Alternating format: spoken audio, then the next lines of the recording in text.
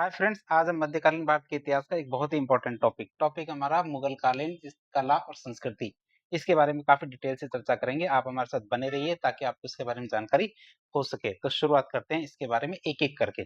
सबसे पहले हम पढ़ेंगे मुगल कालीन स्थापत्य कला के बारे में, फिर हम संगीत कला के बारे में, फिर हम शिक्षा और जो हमारी पेंटिंग्स मतलब चित्रकला के बारे में। तो इस प्रकार जो मुगल कालीन कला और संस्कृति के बारे में इस लेक्चर के अंदर हम सब कुछ जानने की कोशिश करेंगे। तो मुगल कालीन स्थापत्य कला अपनी भव्यता, संगमरमर के प्रयोग, दोहरा गुंबद, चार बाग शैली और हमारे जटिल अलंकरणों के लिए प्रसिद्ध। आप इसे याद रखेंगे। जो हमारे मुगल कालीन स्थापत्य कला है, जिसमें कौन-कौन सी चीजें हैं हमारी।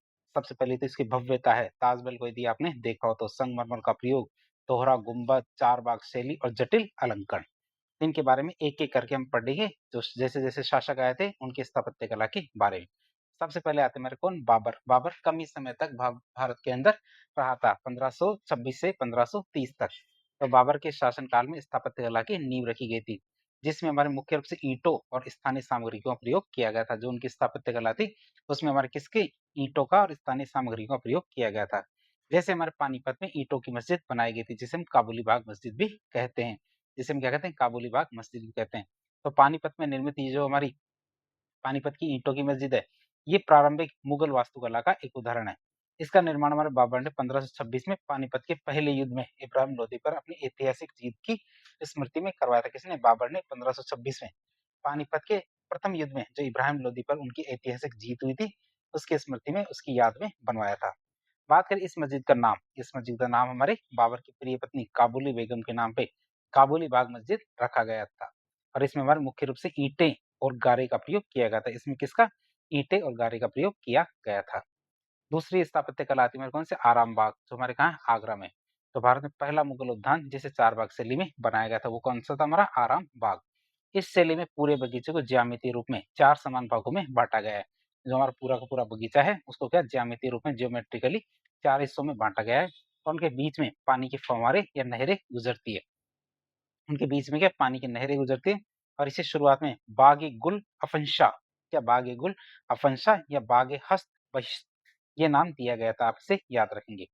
बाद में मराठों के समय इसका नाम बदल के रामबाग या आरामबाग हो गया था। 1530 में जब बाबर की मृत्यु हुई थी, तो उसे सबसे पहले इसी आरामबाग में ही दफनाया गया था। बाद में उसकी इच्छा के अनुसार उसके अवशेष को काबुल मतलब अफगानिस्तान ले जाके दफनाया गया था। तो हमने बाबर की दो स्थापत्य कला देखी। तीसरी आती है हमारे कौन से? संभल की मस्जिद, जो हमारी जामा मस्जिद संभल में है। तो ये हमारी बात करें इसकी, तो ये मस्जिद उत्तर प्रदेश के रोहिलखंड क्षेत्र मतलब संभल में स्थित है। और इसका निर्माण हमारे 1526-27 में बाबर के आदेश पे उसके एक सेनापति थे या फिर अधिकारी थे, मीर हिंदू बेग, उन्होंने करवाया था। किसके? बाबर के आदेश पे उनके सेनापति या फिर अधिकारी हिंदू तो मीर हिंदू बेग ने करवाया था। चौथी मस्जिद आती है हमारे कौन सी? आगरा की मस्जिद। आगरा की मस्जिद की बात करें तो बाबर ने आगरा में वास्तुकला से ज्यादा क्या? उद्यानों पे ज्यादा ध्यान केंद्रित किया था। क्या बाबर ने आगरा में वास्तुकला से ज्यादा किस पे? उद्यानों पे ध्यान केंद्रित किया था। और आगरा में एक और मस्जिद बनी थी, कौन सी? आगरा की मस्जिद। इसके बाद आता हमारा किसका काल? काल आता हमारा कौन सा? हुमायूं का। हुमायूं की बात करें तो हुमायूं ने स्थापत्य कला में फारसी प्रभाव को आत्मसात किया। मतलब जो भारत की स्थापत्य कला थी उसमें फारसी प्रभाव डालने का प्रयास किया। जैसे हमारे दीन पना की बात करें तो दीन पना की स्थापना हमारे किसने की? हुमायूं ने। हुमायूं ने दिल्ली में दीन पना नामक एक नगर की स्थापना की थी। और दीन पना का मतलब होता है धर्म का शरण स्थल मतलब एसाइलम ऑफ फेथ। यहाँ पे हमारा दीनपना शहर था, उस शहर में शेर मंडल पुस्तकालय बनवाया था। क्या? शेर मंडल पुस्तकालय बनवाया गया था, जो हमारे दो मंजिला अष्टकोणीय इमारत है। क्या? ऑक्टागोनल इमारत है, दो मंजिला, जो हमारे किसकी? शेर मंडल पुस्तकालय की, जिसकी सीढ़ियों से गिरकर हुमायूं की मृत्यु हुई थी। और इसी के मामले में ब्रिटिश इतिहासकार स्टैनली लेनपुल ने कहा था, मतलब क्या टिप्पणी की थी, कि हुमायूं जीवन भर लड़खड़ाता रहा और लड़खड़ाते हुए उसने अपनी जान दे दी थी। तो हुमायूं के हमने स्थापत्य कला के बारे में देख लिया। अब देखेंगे अकबर के स्थापत्य कला के बारे में, जिनका शासन 1556 से 1605 तक था। बात करें सबसे पहली इमारत आती है इनकी हुमायूं का मकबरा। चित्र में आप हुमायूं का मकबरा देख सकते हैं। तो अकबर के काल की सबसे महत्वपूर्ण इमारत थी कौन सी? हुमायूं का मकबरा। हालांकि देखें तो इसका निर्माण अकबर की सौतेली मां जो हुमायूं की पत्नी थी हाजी बेगम, उन्होंने करवाया था। लेकिन ये मुगल वास्तुकला के लिए एक मील का पत्थर साबित हुआ था। कौन सा? हुमायूं का मकबरा। बात करें इसके वास्तुकार की, तो इसके वास्तुकार फारस के मीरक मिर्जा गयास बेग थे। आप इसे याद रखेंगे। इसके वास्तुकार कौन थे? फारस के मीरक मिर्जा गयास बेग थे। आज ये क्या है हमारी यूनेस्को विश्व धरोहर स्थल, आप इसे याद रखेंगे। जो हमारे क्या हुमायूं का मकबरा है, ये क्या यूनेस्को विश्व धरोहर स्थल है। बात करें हुमायूं के मकबरे की कौन-कौन सी विशेषताएं, पहली विशेषता आती है चारबाग शैली। तो ये फारसी वास्तुकला की देन है, ये हमारी क्या फारसी वास्तुकला की देन है। और इसमें मुख्य इमारत एक वर्गाकार उद्यान के बीचों बीच स्थित है, कि जैसे एक वर्गाकार उद्यान है और उसके बीच में क्या है हमारी इमारत, आप इसे याद रखेंगे। और जिसे क्या पानी की नहरों में चार समान भाग, जैसे एक नहर ये है, एक नहर ये है, एक नहर ये है और एक नहर ये है। तो इस तरह से क्या हमारे ये हुमायूं का मकबरा है। तो जिससे हमारे क्या है पानी, जिसे पानी की नहरों के द्वारा चार समान भागों में बांटा गया है। भारत में इसका पहला सफल प्रयोग यही हुआ था, मतलब हमारे चार भाग से लिए इसका सफल प्रयोग कहाँ किया गया, हुमायूं के मकबरे में। बात करें ईरानी प्रभाव और सममिति सिमेट्री की, तो मकबरे का डिजाइन ज्यामिति या डिजाइन या फिर ज्यामिति पूरी तरह से संतुलित है और इसे एक विशाल चार दीवारी के अंदर बनाया गया है, जो इसे क्या सुरक्षित और भव्य स्वरूप देती है। फिर डबल डोम या दोहरे गुंबद की बात करें तो भारत में दोहरे गुंबद वाली पहली इमारत है और इसमें दो गुंबद होते हैं, एक तो अंदर की ओर जो छत को की सही ऊंचाई तय करता है और एक बाहर की ओर जो इमारत को बाहर से विशाल और ऊंचा दिखाता है।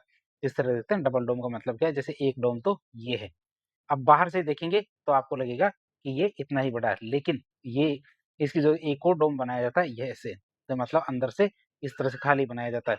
जो बाहर से देखता है उसे ऐसे लगता है कि ये डोम कितना इतना ऊंचा है, ये डोम क्या है इतना ऊंचा है, लेकिन वास्तव में कितना इतना ही ऊंचा होता है। इसे हम कहते हैं डबल डोम। एक डोम है उसके ऊपर एक और डोम है, जो हमारे क्या अदृश्य होता है, मतलब बाहर से देखने पे नहीं दिखता, डबल डोम की बात कर रहे हैं। तो ये बाहर से विशाल और ऊंचा दिखता है, क्यों? क्योंकि जो दूसरा डोम है वो किसी को दिखाई नहीं देता। सामग्री की बात करें तो मुख्य रूप से लाल बटुआ पत्थर का इस्तेमाल इसमें हुआ है, लेकिन इसके किनारे और जो गुंबद है इसको उभारने के लिए, मतलब इसके किनारों और गुंबद को उभारने के लिए क्या सफेद संगमरमर की पट्टियों का प्रयोग किया गया है हमारे हुमायूं के मकबरे में। बात करें ताजमहल के पूर्वगामी की, तो हुमायूं के मकबरे को ही बाद में बनने वाली जो ताजमहल का प्रेरणा स्रोत या प्रोटोटाइप माना जाता है, कि पहले हमारे हुमायूं का मकबरा बना, उसके बाद ये इसको देखकर ही हमारे ताजमहल बनाने की सूझी थी हमारे किसको, शाहजहां को, मतलब उनके विचार आए थे। फिर फतेहपुर सीकरी की बात करें जिसे विजय का शहर कहते हैं, तो गुजरात पर अपनी शानदार विजय के बाद अकबर ने अपनी राजधानी आगरा से हटाकर इस नए शहर में बसाई थी, फतेहपुर सीकरी में अपनी राजधानी बसाई थी। और इसका मुख्य वास्तुकार कौन था, बहाउद्दीन। ये पूरा लाल, पूरा शहर क्या लाल बलुआ पत्थर से बना हुआ, जो हमारा फतेहपुर सीकरी है ये शहर क्या हमारे पूरा का पूरा लाल बलुआ पत्थर से बना है। और इसे मुगल वास्तुकला का रोमांस इन स्टोन भी कहा जाता है, क्या कहा जाता है, रोमांस इन स्टोन भी कहा जाता है। बात करें फतेहपुर सीकरी की, तो फतेहपुर सीकरी एक विशाल परिसर में फैला है, जिसमें बहुत सारी इमारतें, ऐसा नहीं है फतेहपुर सीकरी कोई एक इमारत है, इमारत नहीं एक परिसर है, फतेहपुर सीकरी का एक परिसर जिसमें बहुत सारी इमारतें हैं। बात करें प्रशासनिक और सार्वजनिक इमारतों की, जिसमें हमारे एक तो दीवाने आम है, तो ये वो स्थान है जहाँ अकबर आम जनता की फरियादें सुनता था। दीवाने आम कौन सी जगह है, जहाँ अकबर क्या आम जनता की फरियादें सुनता था और हमारे सार्वजनिक सभाएं भी करता था। तो दीवाने खास की बात करें तो अकबर का निजी मंत्रणा कक्ष हुआ करता था दीवाने खास, और यहीं पर हमारी इबादत खाना मतलब धर्म संसद की बैठकें भी होती थी, और वो भी कब, हर गुरुवार को। हर गुरुवार को हमारे क्या धर्म संसद की बैठकें होती, जिसे हम क्या कहते हैं इबादत खाना भी कहते हैं। और इसकी सबसे बड़ी खासियत क्या है, इसका केंद्रीय स्तंभ जिसे विश्व स्तंभ भी कहते हैं, मतलब एक स्तंभ है जिसमें सभी धर्मों की बातें उत्कीर्ण की गई है, जिस पर क्या एक गोल चबूतरा बना हुआ है जहां बैठकर अकबर सभी धर्मों के गुरुओं से चर्चा करता था। और इस स्तंभ में हिंदू, जैन और इस्लामी सभी नक्काशियों का मिश्रण है, इसीलिए इसे हम क्या कहते हैं हमारे विश्व स्तंभ कहते हैं, क्योंकि विश्व के जितने भी धर्म है उन सब की छोटी छोटी बातों को इस स्तंभ में उकेरा गया है। फिर बात करें, ये तो हमने देखी प्रशासनिक और सार्वजनिक इमारतें, क्या प्रशासनिक और सार्वजनिक इमारतें। अब देखेंगे आवासीय और शाही इमारतें। आवासीय शाही इमारतों की बात करें, इसमें आता है सबसे पहले झरोखा दर्शन। तो यहाँ से अकबर हर सुबह जनता को अपने दर्शन देता था, जो कि एक पुरानी हिंदू परंपरा थी जिसे अकबर भी निभाता था, कि राजा या फिर बादशाह आके क्या एक बार जनता को देखता था और जनता भी उसे देखती थी, ताकि ये पता चले कि राज किसका चल रहा है। खास महल की बात करें तो अकबर का निजी निवास था, जहाँ अकबर खुद रहता था, खास महल। ख्वाबगह की बात करें तो अकबर का शयन कक्ष मतलब बेडरूम था, और ये हमारी सीकरी की सबसे साधारण इमारत थी। आप इसे देख सकते हैं, अकबर पूरे बादशाह का भारत का बादशाह था, लेकिन वो उसका जो ख्वाबगह मतलब जो शयन कक्ष बेडरूम था सबसे साधारण इमारत थी, जहाँ दीवारों पर दर्शन शास्त्र की किताबें रखने के लिए ताके बनी हुई थी। वहां पे क्या ताके बनी हुई थी, जहाँ जिसपे क्या दर्शन शास्त्र की किताबें रखी हुई थी, रखी होती थी। आपको ये पता होना चाहिए अकबर पढ़ा लिखा बंदा नहीं था। फिर पंचमहल की बात करें, चित्र में आप पंचमहल को देख सकते हैं। तो पंचमहल की बात करें तो इसे सीकरी का हौमहल या बादगीर भी कहा जाता है। इसे हम क्या कहते हैं? पंचमहल। पंचमहल इसीलिए कहते हैं क्योंकि 5 मंजिला इमारत है। तो बौद्ध विहारों विहारों की तर्ज पे, जैसे हमारे बौद्ध विहार होते हैं, उन्हीं की तर्ज पे 5 मंजिला पिरामिड की जैसी संरचना बनी हुई है किसमें? पंचमहल में। और जो हमारे 176 स्तंभों मतलब पिलर्स पे टिकी है। जैसे-जैसे ये हमारी इमारत ऊपर की तरफ जाती है, मंजिलें छोटी होती जाती हैं। तो हमारे चित्र में आप देख सकते हो ये हमारे पंचमहल है। फिर आता है तुर्की सुल्ताना की कोठी या तुर्की सुल्ताना का महल की बात करें, हालांकि आकार में बहुत छोटी है। या तुर्की सुल्ताना का जो महल है या कोठी है, ये बहुत छोटी है, लेकिन इसकी नक्काशी इतनी बारीक और सुंदर है, इसकी जो नक्काशी है इतनी बारीक और सुंदर है कि इसे लकड़ी पर की गई नक्काशी का पत्थर में अनुवाद कहा जाता है। तो आप इसे याद रखेंगे, तुर्की सुल्ताना के महल या कोठी के लिए कहा जाता है कि लकड़ी पर की गई नक्काशी का पत्थर में अनुवाद। ये हमारी क्या तुर्की सुल्ताना की जो कोठी है उसकी नक्काशी के लिए कहा गया है। तो मरियम उज जमानी का महल की बात करें, किसके? मरियम उज जमानी के महल की बात करें तो अकबर की राजपूत रानी, क्या अकबर की राजपूत रानी जिन्हें हम जोधाबाई या हरकाबाई भी कहते हैं, उनके लिए बने इस महल में सुंदर भित्ति चित्र या फ्रेस्को पेंटिंग्स देखने को मिलती है। बीरबल के महल की बात करें तो अकबर के नवरत्न बीरबल का यह महल छज्जों और कोष्ठकों के लिए उपयोग के कारण, क्या छज्जों और कोष्ठक जो हमारे हिंदू स्थापत्य कला का उदाहरण माना जाता है, छज्जे और कोष्ठक, तो इनके उपयोग की वजह से पूरी तरह से हिंदू वास्तुकला से प्रभावित माना जाता है। कौन सा? बीरबल का महल। फिर आता है जोधाबाई का महल। तो ये सीकरी शाही हरम जो महिलाओं के निवास की सबसे बड़ी और भव्य इमारत, कौन सा? जोधाबाई का महल। और इसमें हमारे गुजराती और राजस्थानी वास्तुकला का स्पष्ट प्रभाव देखने को मिलता है, किसमें? हमारे जोधाबाई के महल में। तो ये हमने कौन सी संरचनाएं देखी? ये हमने देखी आवासीय और शाही इमारतें। अब हम देखेंगे धार्मिक और अन्य संरचनाएं, जो हमारी जामा मस्जिद परिसर की बात करें, धार्मिक और अन्य संरचनाओं की बात करें, इसमें हमारा था बुलंद दरवाजा। तो गुजरात विजय की स्मृति में, किसमें? गुजरात विजय की स्मृति में जामा मस्जिद के प्रवेश द्वार पर, और वो भी कौन से? दक्षिणी प्रवेश द्वार पर इसका निर्माण किया गया है। और ये भारत का सबसे ऊंचा प्रवेश द्वार है। कौन सा? हमारा बुलंद दरवाजे का भारत का सबसे ऊंचा प्रवेश द्वार है। बात करें इस परिसर के अंदर में शेख सलीम चिश्ती की दरगाह है। क्या? हमारे शेख सलीम चिश्ती की दरगाह है। तो सूफी संत शेख सलीम चिश्ती के आशीर्वाद से ही, क्या सूफी संत शेख सलीम चिश्ती के आशीर्वाद से जहांगीर का जन्म हुआ था। और ये मूल रूप से हमारे क्या लाल पत्थर की बनी हुई है, जिसे बाद में हमारे जहांगीर ने पूरी तरह से संगमरमर का बनवाया था। तो शुरू में तो क्या हमारी लाल पत्थर की बनी थी, लेकिन जहांगीर ने इसे चेंज करके क्या संगमरमर का बनवा दिया था। फिर हिरण मीनार की बात करें तो ये हमारी एक अनोखी मीनार है, जिसमें हमारे पत्थर के हाथी दांत निकले हुए हैं, जिसमें हमारे क्या पत्थर के हाथी दांत निकले हुए हैं। और अकबर ने इसे अपने प्रिय हाथी हिरण की याद में बनवाया था, जिसलिए इसे हिरण मीनार कहते हैं। ये डियर मीनार नहीं है, ये हमारे हिरण नाम का एक हाथी था जो अकबर का सबसे प्रिय हाथी था, उसकी याद में बनी हुई मीनार है। अब हम देखेंगे आगरा के किला और अन्य सैन्य संरचनाएं। अकबर ने साम्राज्य की सुरक्षा के लिए कई मजबूत किलों का निर्माण कराया था, जो केवल सैन्य अड्डे नहीं हुआ करते थे बल्कि शाही निवास भी हुआ करते थे। इनमें से एक आता हमारा कौन सा? आगरे का किला। आगरे के किले की बात करें तो इसे अकबर ने सिकंदर लोदी के द्वारा बनाए गए जो बादलगढ़ के पुराने खंडर है, उन खंडरों पे भी बनवाया था। जो सिकंदर लोदी ने बादलगढ़ के खंडर थे, जो किला था बादलगढ़ का किला, तो लास्ट में उसके खंडर बन गए, तो उन खंडरों पे हमारे क्या अकबर ने आगरे के किला का निर्माण करवाया था, जिसके वास्तुकार कौन थे? कासिम खां। द्वार की बात करें तो आगरा के किले के दो मुख्य द्वार है, एक हमारा दिल्ली गेट है जो हमारे शाही परिवार के लिए था, दूसरा अमर सिंह गेट है जो आम लोगों के लिए था, जिसे बंद करवा दिया गया था। फिर जहांगीरी महल की बात करें तो यह महल हमारे ग्वालियर के राजा मानसिंह के महल की नकल पर बना था। जो ग्वालियर के राजा थे मानसिंह, उन्हीं की नकल जो महल था उसी की नकल की गई है, किसे? जहांगीरी महल के अंदर। और इसमें पूरी तरह से हिंदू वास्तुकला जैसे भारी भारी स्तंभ है, छज्जे है, इन सब का प्रयोग किया गया है। यदि आप देखने जाएंगे तो आपको ये भव्य लगेगा। कौन सा? जहांगीरी महल। फिर मैगजीनी के किले की बात करें तो चूंकि राजपूताना मतलब राजस्थान का सामरिक क्षेत्र था, चूंकि राजपूताना क्या एक सामरिक क्षेत्र था, किसका? अकबर का।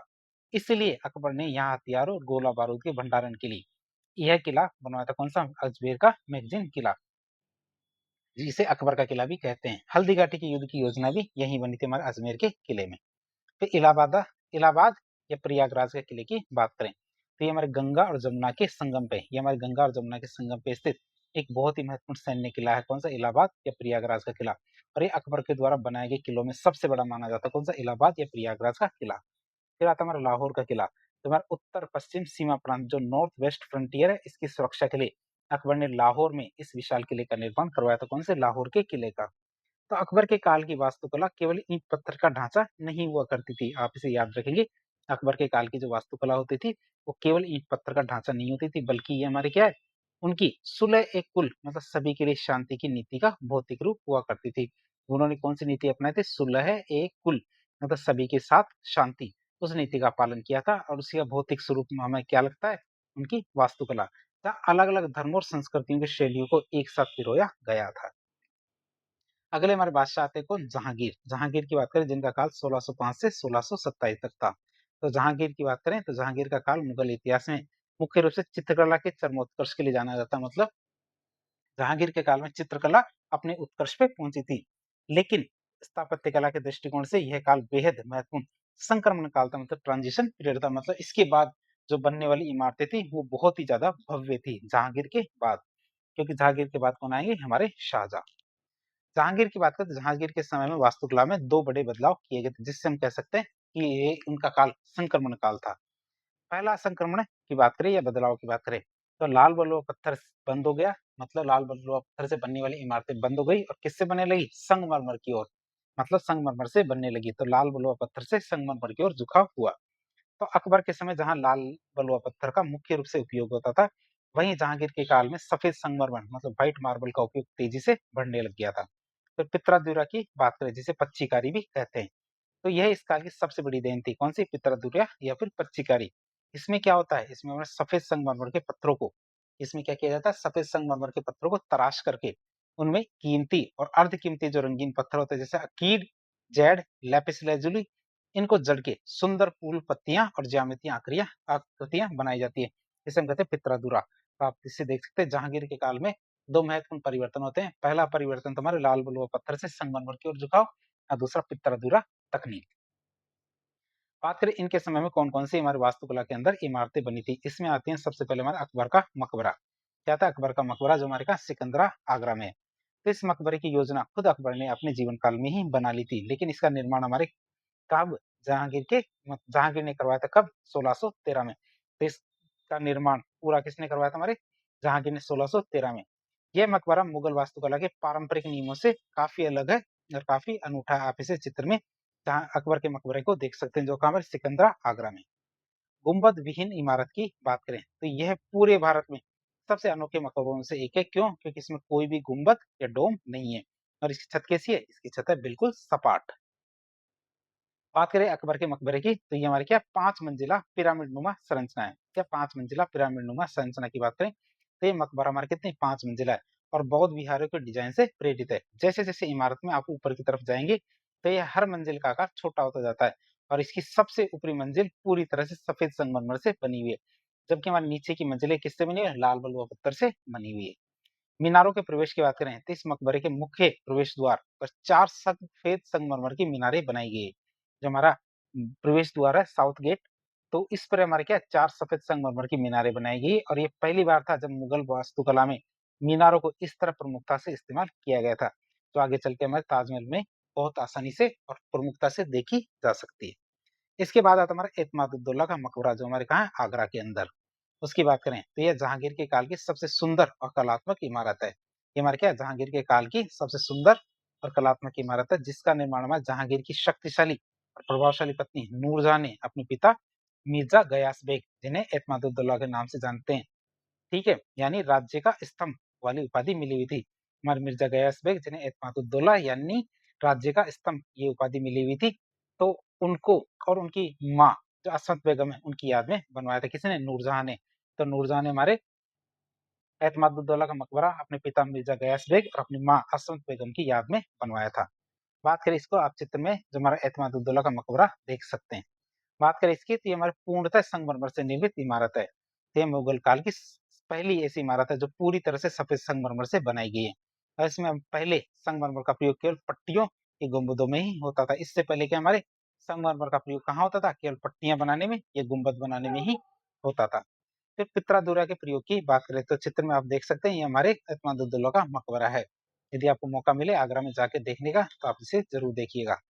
फिर पित्रादुरा के प्रयोग की बात करें, प्रथम प्रयोग की, तो भारत में इसी इमारत में पहली बार बड़े पैमाने पर पित्रादुरा या पच्चीकारी तकनीक का इस्तेमाल किया गया था। दीवारों पर हमारे संगमरमर को खोद के दीवारों पर संगमरमर को खोद के उसमें सोने, कीमती पत्थरों, फारसी शैली के शराब की सुराही और प्यालों के चित्र जड़े गए हैं।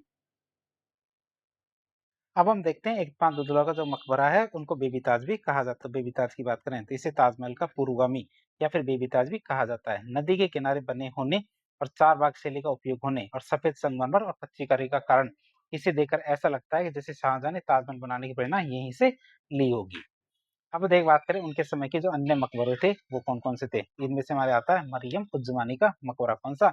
मरियम उज़्ज़मानी के मकबरे की बात करें जो कहा हमारे सिकंदरा आगरा में।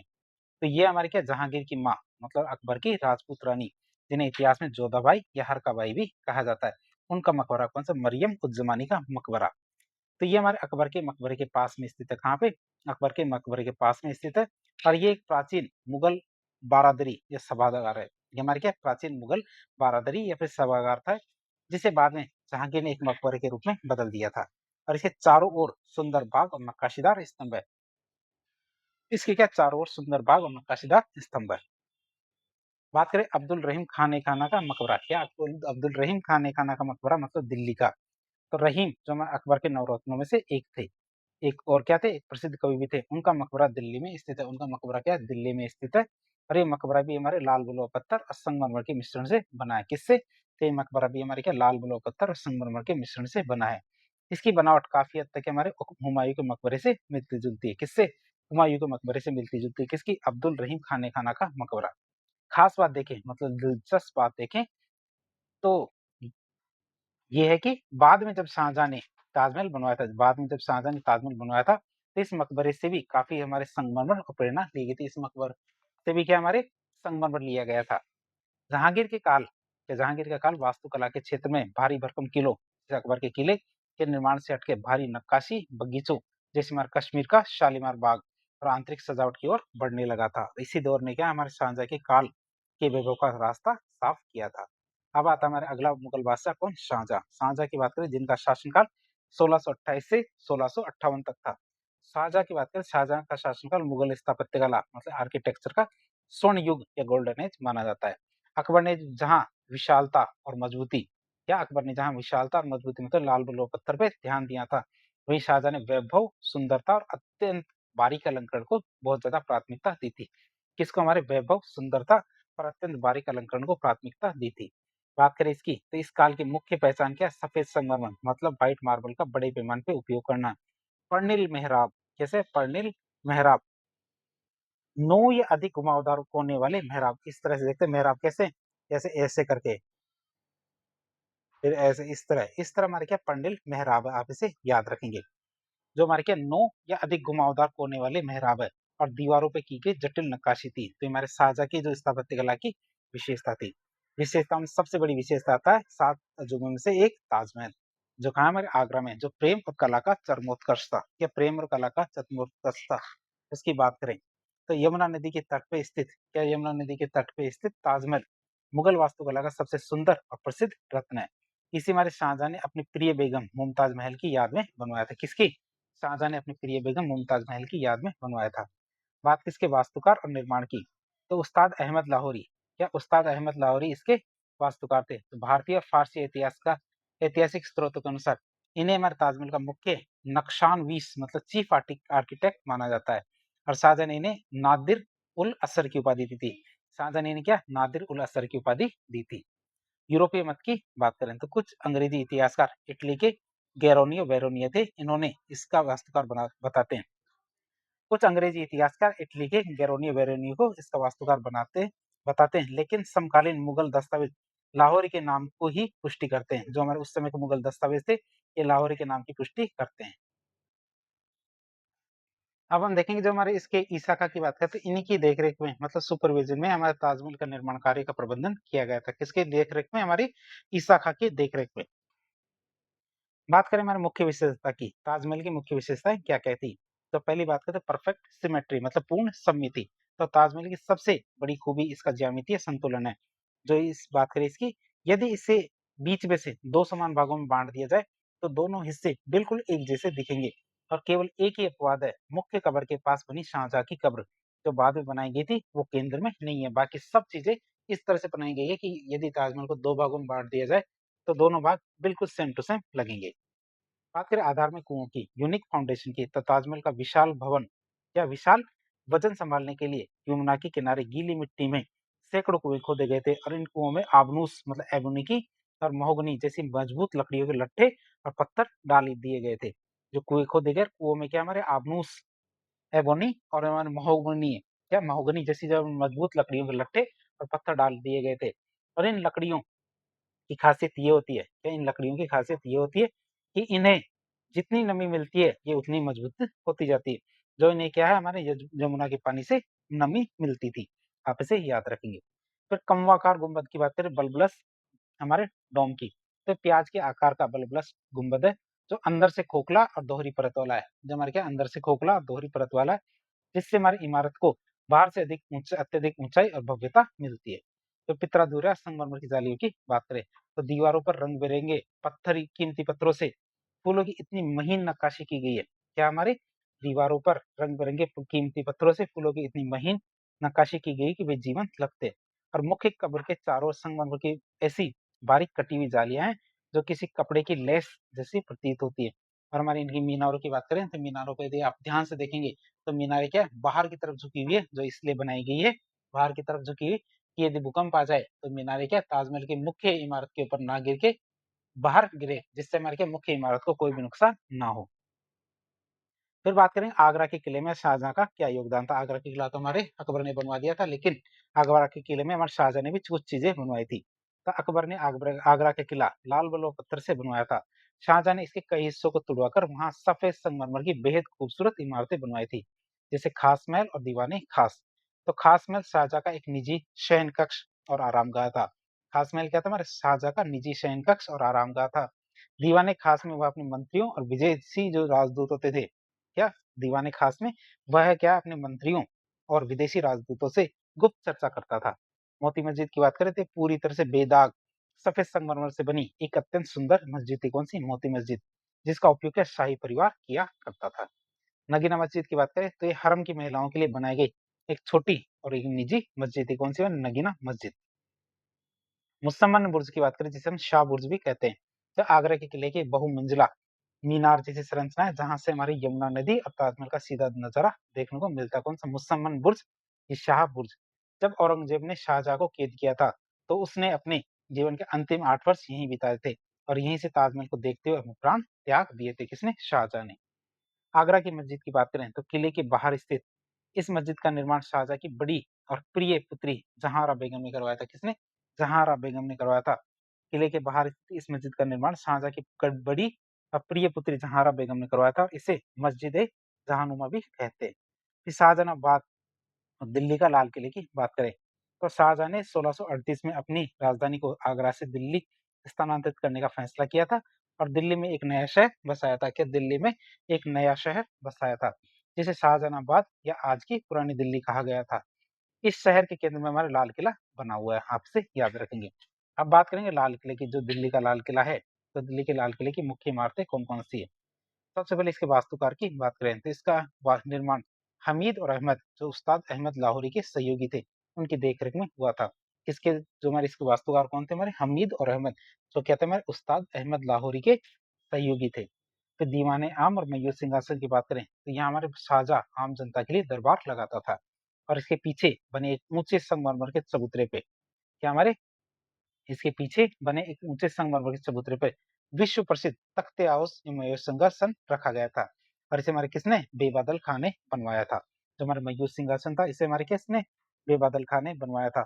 और इसके पीछे के हिस्से इसके पिछले हिस्से में दो नाचते हुए मोरों की आकृतियां थी और इसमें दुनिया का सबसे कीमती कोहिनूर हीरा भी जड़ा हुआ था। 1739 में ईरान का आक्रमणकारी नादिर शाह इसे लूट के अपने साथ ले गया था। इसे हमारे मयूर सिंहासन को। फिर दीवाने खास की बात करें जहाँ यह शाहजहां का सबसे अलंकृत कक्ष था।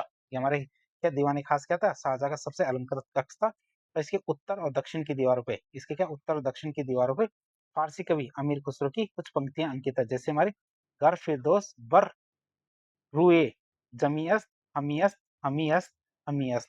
आपसे याद रखेंगे तो यहीं पे हमारे दीवाने खास की एक दीवार पे कुछ पंक्तियां लिखी हुई किसकी? अमीर खुसरो की। घर फिरदौस बर रुए जमी अस्त हमियस हमियस हमियस। इसका मतलब है यदि धरती पर कहीं स्वर्ग है तो यही है और यही है। फिर बात करें हमारे चांदनी चौक की, किसकी? चांदनी चौक की बात करें तो ये शाहजहानाबाद के शहर के, क्या शाहजहानाबाद शहर के मुख्य बाजार मतलब चांदनी चौक का डिजाइन जहारा बेगम ने तैयार करवाया था। किसने? जहारा बेगम ने तैयार किया था। और इसके बीच में एक नहर बहती थी, इसके बीच में एक नहर बहती थी जिसमें रात के समय चांद का प्रतिबिंब मतलब रिफ्लेक्शन चमकता था और इसी कारण इसे चांदनी चौक भी कहा जाता था। फिर बात करें हमारी जामा मस्जिद, कहाँ की? दिल्ली की जामा मस्जिद की बात करें तो भारत की सबसे बड़ी और भव्य मस्जिदों में से एक थी। तुम्हारे लाल किले के बिल्कुल सामने एक ऊंचे पहाड़ी नुमा चबूतरे पे स्थित है जामा मस्जिद। इसमें हमारे 3 विशाल सफेद संगमरमर के गुंबद है। जामा मस्जिद की बात करें तो इसमें हमारे 3 विशाल सफेद संगमरमर के गुंबद है जिन पर हमारी काली धारियां बनी हुई है। इसके दोनों किनारों पे 2 विशाल मीनारें हैं। इसके दोनों किनारों पे क्या है? विशाल मीनारें हैं जो हमारे लाल बलुआ पत्थर और सफेद संगमरमर की पट्टियों से निर्मित है। यह हमारे क्या शाहजहां के काल की धार्मिक वास्तुकला का सर्वश्रेष्ठ उदाहरण है और वो भी कौन सा? हमारे जामा मस्जिद दिल्ली की। शाहजहां के काल की वास्तुकला में जो भव्यता, कीमती पत्थरों का जुड़ाव और सफेद संगमरमर की चमक दिखती है, क्या हमारे शाहजहां के काल की वास्तुकला में जो भव्यता, कीमती पत्थरों का जुड़ाव और सफेद संगमरमर की चमक दिखती है, उसने हमारे मुगल साम्राज्य के चरम वैभव और आर्थिक समृद्धि को दुनिया के सामने प्रदर्शित किया था। फिर आते हैं हमारे कौन? औरंगजेब। औरंगजेब की बात करें तो 1658 से 1707 तक इनका शासनकाल था। औरंगजेब की बात करें तो इनका शासनकाल मुगल स्थापत्य कला मतलब आर्किटेक्चर के पतन मतलब डिक्लाइन का काल माना जाता है। अपने पिता शाहजहां के विपरीत औरंगजेब की कला, संगीत औरंगजेब की क्या? कला, संगीत, वास्तुकला में कोई विशेष रुचि नहीं थी। उसका अधिकांश समय शाही खजाना और शाही खजाना क्या? दक्कन की युद्धों और साम्राज्य विस्तार में खर्च हुआ था। औरंगजेब का ज्यादा टाइम कहाँ खर्च हुआ? और उनका शाही खजाना किस में खर्च हुआ? दक्कन के युद्धों में और साम्राज्य के विस्तार में। यही कारण है कि औरंगजेब के काल की इमारतें शाहजहां के काल जैसे भव्य और अलंकृत नहीं थी, बल्कि उसमें एक प्रकार की सादगी और बजट की कमी साफ साफ दिखाई देती है कि उनके पास पैसे ही कम थे। जैसे आता हमारा कौन सा? उनका प्रसिद्ध बीबी का मकबरा जो हमारे औरंगाबाद महाराष्ट्र में है। क्या बीबी के मकबरे की बात करें तो ये मकबरा हमारे औरंगजेब की पूरी मुख्य अप्रिय पत्नी राबिया उद दौरानी जिसे दिलरास रानो बेगम की याद में बनवाया था। तो औरंगजेब ने किसकी याद में बनवाया? उनकी मुख्य अप्रिय रानी थी राबिया उद दौरानी या फिर दिलरास रानो बेगम, उनकी याद में बनवाया था।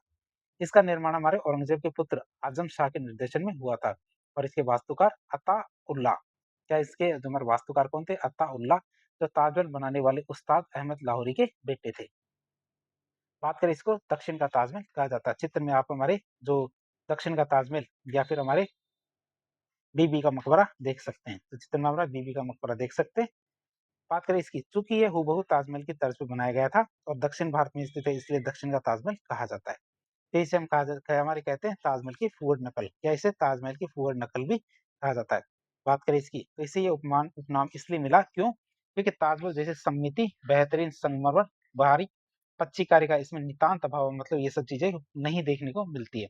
धन की कमी के कारण इसका केवल निचला हिस्सा और मुख्य गुंबदी संगमरमर का बना हुआ है। क्या हमारे कि धन की कमी की वजह से इसका निचला हिस्सा और हमारे जो मुख्य गुंबद है यही हमारे संगमरमर का बना हुआ, बाकी सब प्लास्टर से पोता गया है ताकि हमारे वो संगमरमर जैसा लगे। बाकी हमारे क्या सब चीजें क्या संगमरमर की बजाय क्या हमारे प्लास्टर से पोती गई है, स्टको से पोती गई है जिससे वो हमारे क्या संगमरमर जैसा लगे। इसके गुंबद का आकार भी ताजमहल की तुलना में बहुत छोटा है और दबा हुआ प्रतीत होता है। हमारे गुंबद का आकार क्यों? क्योंकि ये हमारे संगमरमर का बना हुआ है। फिर आती है हमारी बादशाही मस्जिद। फिर क्या आती है हमारी बादशाही मस्जिद हमारे कहाँ? लाहौर में है। तो यह औरंगजेब के द्वारा बनवाई गई सबसे भव्य और विशाल इमारत है। कौन सी? बादशाही मस्जिद क्या है? हमारे औरंगजेब के द्वारा बनवाई गई सबसे भव्य और विशाल इमारत है जिसका निर्माण हमारे 1673 में हुआ था और ये हमारे लंबे समय तक दुनिया की सबसे बड़ी मस्जिदों में से एक थी। ये हमारे क्या सबसे लंबे समय तक दुनिया की सबसे बड़ी मस्जिदों में से एक थी। कौन सी? बादशाही मस्जिद लाहौर की।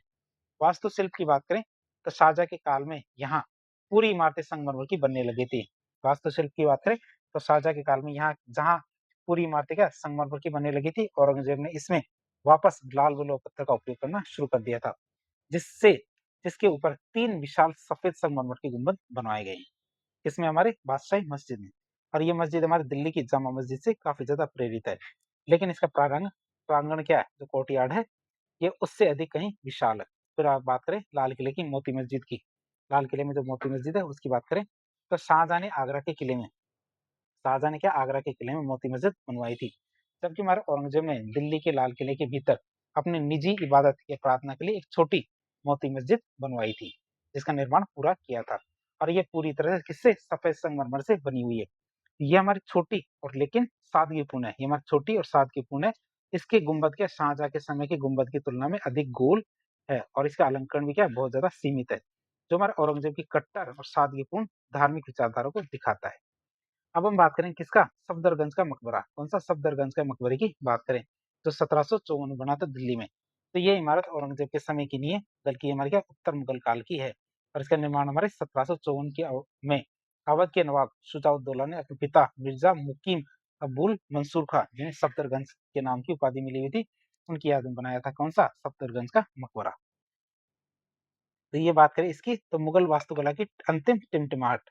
बात करें इसकी, तो last flicker of Mughal architecture की बात करें, तो मुगल वास्तुकला की अंतिम टिमटिमाहट की, तो इसे अक्सर क्या अंतिम महान मुगल स्मारक कहा जाता है। इसे हमारे क्या अंतिम महान मुगल स्मारक कहा जाता है।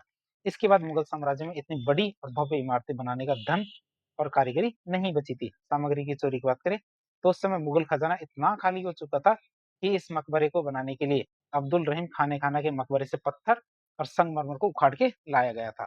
बात करें इसकी, तो यह भी हमारे चार बाग शैली में बना हुआ है, लेकिन इसकी गुंबद और मेहराबों का अनुपात मतलब प्रोपोर्शंस पहले के जो मुगल मकबरे होते थे, जैसे हुमायूं का मकबरा, इनकी तुलना में बिगड़ चुका था। बात करें इसकी, तो हमारे चार बाग शैली में बना हुआ है, लेकिन इसके जो गुंबद और मेहराब है, इनका अनुपात क्या है? पहले के जो मुगल मकबरे होते थे, जैसे हुमायूं का मकबरा, इनकी तुलना में बिगड़ चुका था, जो हमारे वास्तुकला के पतन को साफ साफ दिखाता है। आप इसे याद रखें। बात करें औरंगजेब की, तो औरंगजेब के अकाल तक आते आते शाही खजाने पर युद्धों का भारी बोझ पड़ गया था, जिसके फलस्वरूप स्थापत्य कला में वह बारीकी और भव्यता खत्म हो गई थी, जो हमारे शाहजहाँ के काल की पहचान हुआ करती थी। अब आगे देखते हैं हम, जो मुगलकालीन कला और संस्कृति में आगे देखेंगे हम किसके बारे में? आगे हम देखेंगे जो मुगलकालीन चित्रकला के बारे में, मतलब मुगल पेंटिंग के बारे में बातचीत करेंगे। तो मुगलकालीन चित्रकला एवं मुगल पेंटिंग भारतीय इतिहास का एक अत्यंत समृद्ध और गौरवशाली अध्याय है। ये कला किसी एक संस्कृति की देन नहीं है, बल्कि हमारे फारसी मतलब ईरानी, भारतीय मतलब जो हमारी राजपूत और स्वदेशी और यूरोपीय शैलियों का एक अनूठा समन्वय। कौन सी? हमारी मुगलकालीन चित्रकला। मुगलों के समय चित्रकला महलों, किलों और युद्धों के मैदानों से निकल के हमारे पांडुलिपियां जो मैन्युस्क्रिप्ट्स है, लघु चित्रों जैसे हमारे मिनिएचर पेंटिंग्स है और व्यक्तिगत छवि चित्र जैसे हमारे पोर्ट्रेट्स है, इनके रूप में विकसित हुई थी। बात करें हमारे बाबर के समय की और हुमायूं के समय की, जो चित्रकला है, जो हमारी चित्रकला की नींव पड़ी थी, तो बाबर का समय 1526 से 1530 और हुमायूं की बात करें तो 1530 से 1556।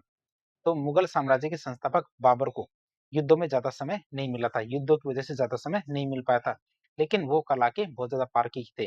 उनकी अपनी आत्मकथा बाबरनामा, जिसे हम तुजु के बागुरी कहते हैं, उसमें हमारे हेरात मतलब अफगानिस्तान के प्रसिद्ध चित्रकार बेहजाद का उन्होंने उल्लेख किया था।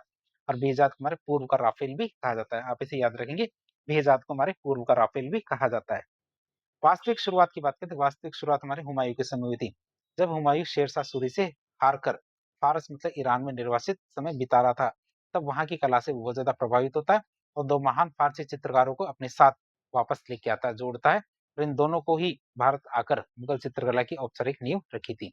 बात करें दो कौन कौन थे, दोनों की बात करें, एक तुम्हारे कौन से मीर सैयद अली तबरीजी थे और दूसरे अब्दुल समद। मीर सैयद अली तबरेज़ी की बात करें तो इन्होंने इन्हें क्या हुमायूं ने नादिर उल असर, इनको बात करें तो इन्हें हुमायूं ने नादिर उल असर मतलब युग के चमत्कार की उपाधि दी थी और ये हमारे ग्रामीण और दैनिक जीवन के दृश्यों को चित्रित करने में माहिर हुआ करते थे। आगे हम देखें जैसे अब्दुल समद थे, इन्हें श्री कलम मतलब मीठी कलम की उपाधि दी गई थी और ये अपनी बारीक और सुंदर लिखावट और लेखांकन के लिए प्रसिद्ध थे। कौन? हमारे अब्दुल समद। तो ये दो चित्रकार थे हमारे, जो हमारे हुमायूं हमारे फारस से लेके आए थे। फिर बात करें हमजानामा की, जिसे हम दास्तान हमीर हमजा भी कहते हैं, दास्तान हमीर हमजा। तो हमारे मुगल चित्रकला का पहला बड़ा और महत्वाकांक्षी प्रोजेक्ट हुआ करता था। ये हमारे पैगंबर मोहम्मद साहब के चाचा हमीर हमजा के वीरतापूर्ण कारनामों की कहानियों पर आधारित है। कौन सा? हमारा हमजानामा। बात करें इसकी, तो इसमें लगभग 1400 चित्र शामिल थे, जो कागज की बजाय क्या हमारे सूती कपड़े पे बनाए गए थे। इस पे सूती कपड़े पे बनाए गए थे, जिसमें 1400 चित्र शामिल है। बात करें इसका चित्रांकन हुमायूं के समय शुरू हुआ था और अकबर के काल में जाके ये पूरा हो गया था। अकबर की बात करें 1556 से 1605 तक, तो कला का संस्थागत विकास किया गया था इनके समय। तो अकबर के काल में चित्रकला एक राजकीय विभाग बन गई थी। अकबर का ऐसा मानना था कि चित्रकार के पास ईश्वर को पहचानने का एक अनोखा तरीका होता है। क्यों? क्योंकि वह किसी निर्जीव आकृति में जान फूकने की कोशिश करता है, वह क्या करता है, एक निर्जीव आकृति में जान फूँकने की कोशिश करता है। इसी का मतलब है कि चित्रकार के पास ईश्वर को पहचानने का एक अनोखा तरीका होता है। अबुल फजल की पुस्तक आईन अकबरी के अनुसार देखें तो अकबर के दरबार में 17 से अधिक महान चित्रकार हुआ करते थे, जिनमें हमारे अधिकांश क्या है, हिंदू मतलब भारतीय थे। बात करें अकबर के समय के प्रमुख चित्रकारों की, तो एक चित्रकार थे हमारे कौन, दसवंत। दसवंत की बात करें तो ये हमारे कहार मतलब पालकी उठाने वाली जाति का बेटा था। मतलब ऐसे जाति जो हमारी पालकियां उठाई करती थी, मतलब कहार जाति का था। बात करें हमारे अकबर की, तो अकबर ने इनकी प्रतिभा को पहचाना और इसे अब्दुल समद के अधीन शिक्षा दिलवाई। किसके, अब्दुल समद के अधीन शिक्षा दिलवाई। यह अपने समय का सबसे अग्रणी चित्रकार बना, कौन, दसवंत। लेकिन मानसिक संतुलन बिगड़ जाने के कारण इसने बाद में आत्महत्या कर ली थी। इसके द्वारा बनाए गए चित्र रज्मनामा मतलब महाभारत का जो फारसी अनुवाद था, इसमें मिलते हैं। किसके, दसवंत के। फिर बात करें बसावन की, तो हमारे दरबारी दृश्यों, पृष्ठभूमि और व्यंग्य चित्र बनाने में निपुणता कौन, बसावन। बात करें इनका इनका सबसे प्रसिद्ध चित्र था घोड़े के साथ मजनू, या फिर कृष्णकाय घोड़े के साथ मजनू का मरुस्थल में भटकाव। ये आप चित्र यदि गूगल में सर्च करेंगे तो बहुत ही सुंदर चित्र है, जिसमें हमारे घोड़ा, कृष्णकाय घोड़ा मतलब बिल्कुल ऐसा घोड़ा जिसमें हड्डियां दिख रही है। तो कृष्णकाय घोड़े के साथ मजनू का मरुस्थल में भटकाव, ये मतलब घोड़े के साथ मजनू। फिर अगले हमारे चित्रकार आते हैं मिस्किन, कि हमारे पशु पक्षियों के सजीव चित्रण बनाने के लिए जाने जाते हैं। कौन, मिस्किन। यूरोपीय प्रभाव की बात करें तो हमारे दसवंत, बसावन, मिस्किन, इन तीनों के चित्रों पर पुर्तगाली मिशनरियों के प्रभाव में आने वाला यूरोपीय प्रभाव, जैसे हमारे त्रिविमीय प्रभाव या फिर 3D इफेक्ट या फिर परिप्रेक्ष्य मतलब पर्सपेक्टिव का गहरा प्रभाव देखने को मिलता है। मतलब यूरोपीय प्रभाव देखने को मिलता है किसमें, हमारे दसवंत, बसावन, मिस्किन तीनों के चित्रों में। फिर प्रशासनिक योगदान की बात करें तो अकबर ने अपने प्रिय और कुशल चित्रकार अब्दुल समद को शाही टकसाल मतलब मिंट का दरोगा नियुक्त किया था। जो हमारे कुशल चित्रकार थे अब्दुल समद को क्या, शाही टकसाल मतलब मिंट का दरोगा ये निदेशक नियुक्त किया था, जिससे हमारे क्या, सिक्कों की बनावट और कलात्मकता में सुधार हुआ था। इस सिक्कों की बनावट और कलात्मकता में सुधार होता है।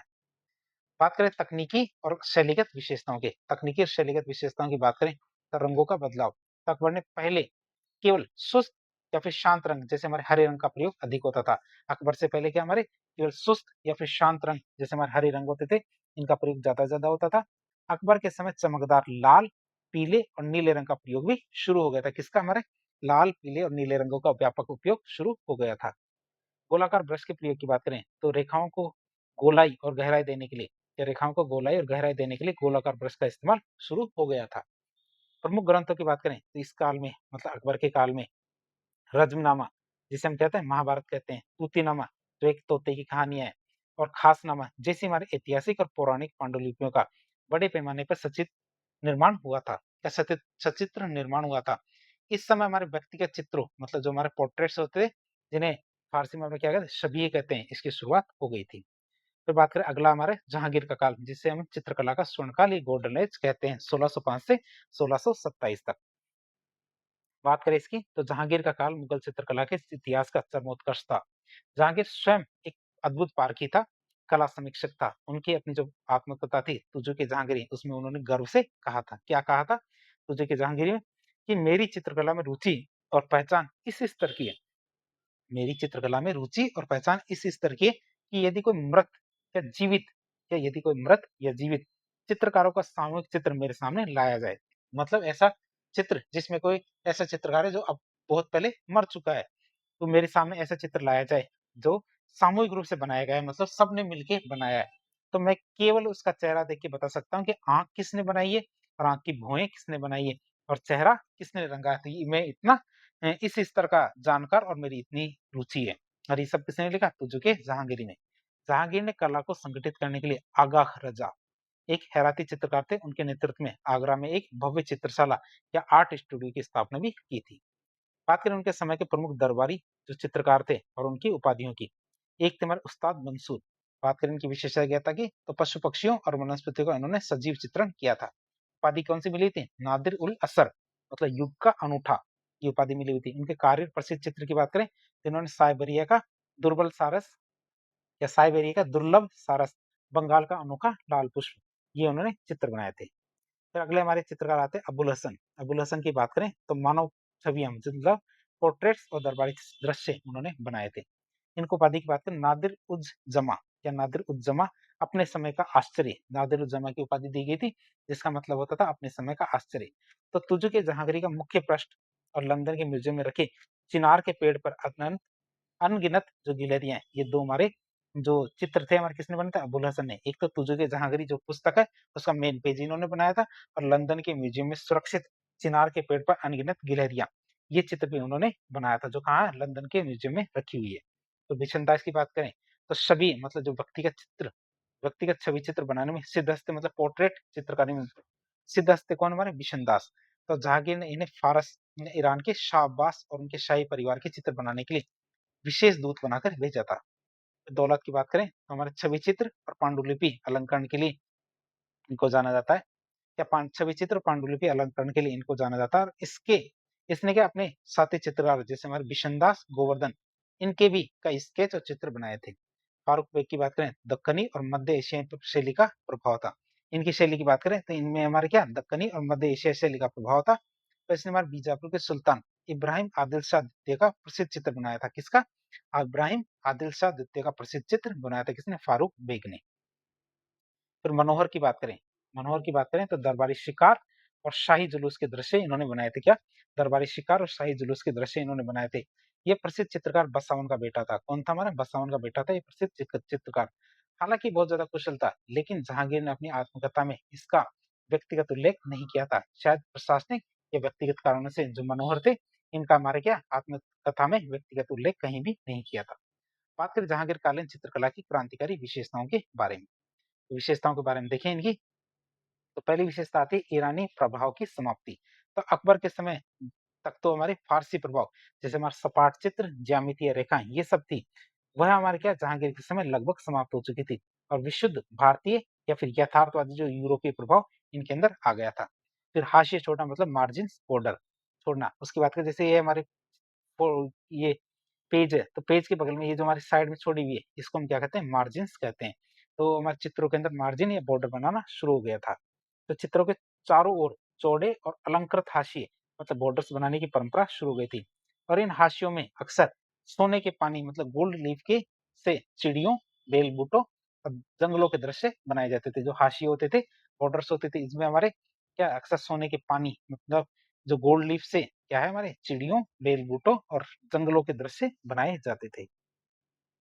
बात करें हमारे मुरक्का की मतलब एल्बम की, तो पहले चित्र केवल किताबों या पांडुलिपि के भीतर बनते थे। जहांगीर के समय एकल चित्रों मतलब सिंगल शीट को इकट्ठा करके सुंदर एल्बम या फिर मुरक्का बनाने की शुरुआत भी हो गई थी।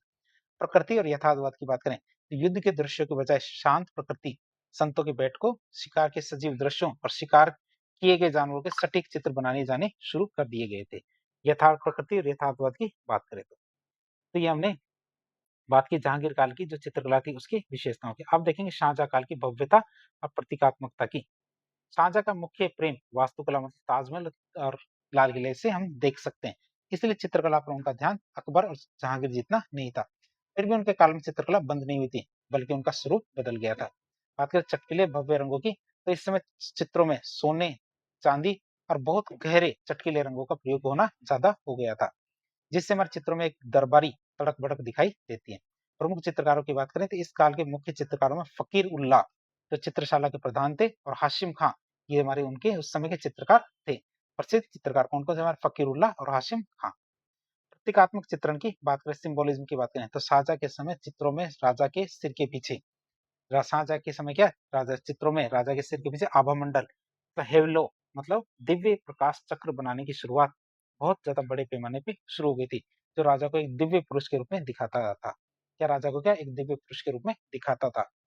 साथ ही क्या तुम्हारे ग्लोब मतलब धरती पर खड़े राजा शेर और बकरी के को एक साथ पानी पीते दिखाने वाले प्रतीकात्मक चिन्ह जो न्याय के को दिखाते थे, ऐसे चित्र बनने लगे थे जिसमें हमारे ग्लोब या पृथ्वी पर खड़े राजा, शेर और बकरी, ये ऐसा लगता था तीनों एक ही जगह पे पानी पी रहे हैं, एक साथ मिलकर पानी पी रहे हैं, जिसका मतलब है न्याय हो रहा है।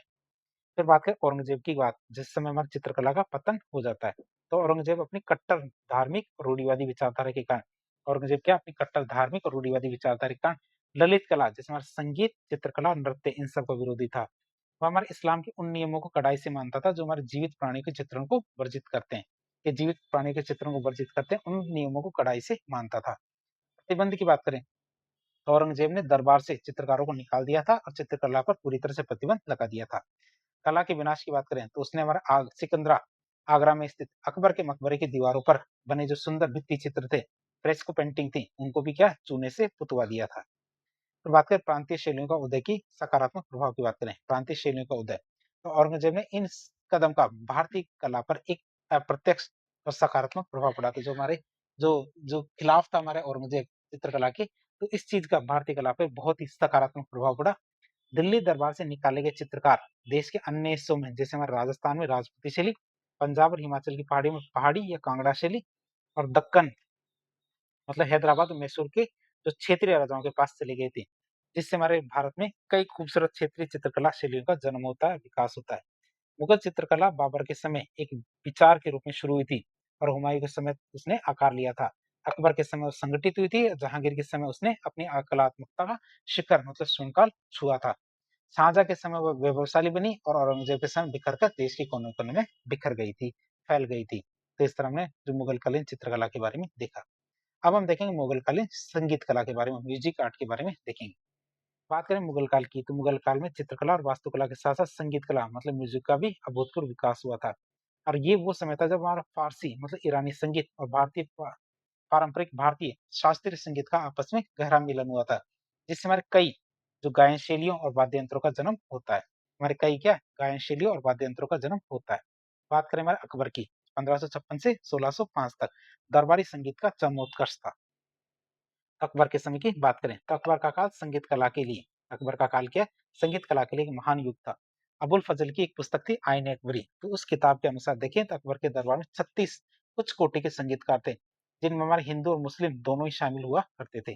तानसेन और ध्रुपद गायकी की बात करें तो अकबर के दरबार के सबसे महान संगीतकार कौन थे? तानसेन, जो उनके नवरत्नों में से एक थे। तानसेन ने कई राग रागिनियों जैसे हमारे मियाँ की मल्हार, मियाँ की टोडी इनकी रचना की थी।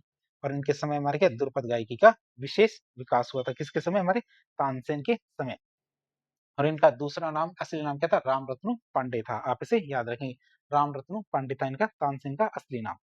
फिर अकबर की व्यक्तिगत रुचि की बात करें तो अकबर स्वयं भी संगीत का बहुत बड़ा शौकीन था और उसे विशेष रूप से नगाड़ा बजाने का शौक हुआ करता था। और ये कला उसने किससे सीखी थी? लाल कंदावल नामक एक संगीतकार से सीखी थी। बात करें हमारे अन्य प्रमुख संगीतकार की, तो तानसेन के अलावा दरबार में हमारे गोपाल राज बहादुर जो मालवा के पूर्व शासक थे, और बेजू बावरा जिसे बेजू बख्श भी कहते हैं, जैसे हमारे दिग्गज संगीतकार मौजूद हुआ करते थे। समकालीन संत संगीतकार की बात करें तो अकबर के ही समकालीन हमारे स्वामी हरिदास जो हमारे तानसेन के गुरु थे, सूरदास और तुलसीदास जैसे हमारे महान भक्ति संत भी हुआ करते थे उनके समय में, जिन्होंने अपने भक्तों में जिन्होंने क्या अपने भजनों में संगीत को समृद्ध किया था। बात करें मान कुतूहल पर प्रभाव की, क्या मान कुतूहल के प्रभाव की बात करें तो ध्रुपद गायकी को व्यवस्थित रूप से प्रारंभ करने का श्रेय ग्वालियर के राजा मानसिंह तोमर को जाता है। तो ध्रुपद गायकी है उसको व्यवस्थित रूप से प्रारंभ करने का श्रेय किसे जाता है? ग्वालियर के राजा मानसिंह तोमर को जाता है। और उनके संगीत पर लिखी गई पुस्तक मान कुतूहल इस काल में संगीतकारों के लिए एक बहुत बड़ी प्रेरणा स्रोत बनी हुई थी। बात करें जहांगीर की, तो जहांगीर का काल हमारे 1605 से 1627 तक था। उनके समय हमारे गजल और भावपूर्ण गायकी का काल था। तो जहांगीर की रुचि हमारी चित्रकला में अधिक थी। जहांगीर की रुचि क्या हमारे चित्रकला में अधिक थी, लेकिन उनके दरबार में भी संगीत को पूरा संरक्षण मिला था। और इस काल में भारी भरकम ध्रुपद के साथ साथ गजल गायकों को भी काफी सम्मान या बढ़ावा मिला था। प्रमुख दरबारी संगीतकार की बात करें तो हमारे जहांगीर के दरबार में हम्मान और मकसू, क्या जो हमारे हम्मान और मकसू नामक प्रसिद्ध संगीतकार थे। गजल गायक की बात करें तो शौकी इस काल का एक बेहद मशहूर गजल गायक था और उसकी गायकी से प्रभावित होकर जहांगीर ने उसे आनंद खां की उपाधि से सम्मानित किया था। जिस बात करें शौकी की, तो शौकी की गजल गायकी से प्रभावित होकर जहांगीर ने उसे क्या आनंद खां की उपाधि से सम्मानित किया था। फिर बात करें मैं शाहजहां की, शाहजहां की बात करें जिनका काल 1628 से 1658 तक था, संगीत शाही संगीत गोष्ठियों के लिए जिसे जाना जाता है। तो शाहजहां का काल वास्तुकला के वैभव के लिए जाना जाता था, लेकिन वह स्वयं भी क्या संगीत का बहुत बड़ा पारखी था। वह अपने दरबार में नियमित रूप से भव्य संगीत गोष्ठियों का आयोजन करवाता था। बात करें लाल खां कंदावल की, तो ये हमारे शाहजहां के दरबार का सबसे प्रमुख संगीतकार था और तानसेन का दामाद था। आप इसे याद रखें, कौन? लाल कंदावल खां। लाल खां कंदावल की बात करें तो ये हमारे क्या शाहजहां के दरबार का सबसे प्रमुख संगीतकार था और तानसेन का दामाद था।